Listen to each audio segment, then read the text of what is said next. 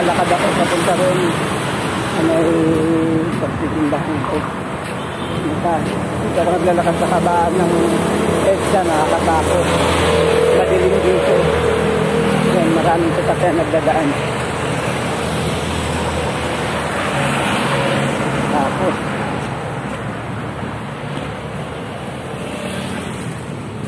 wala akong kasabay, mag-isa lang ako. Naglalakad ako sa dilim. May aso. Mamaya habulin ako.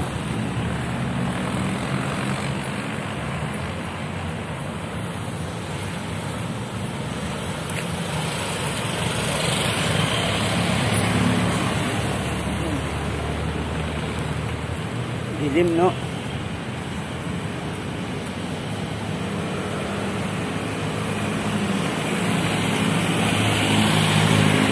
Medyo malapit-lapit na ako sa may mga mga kabahayan.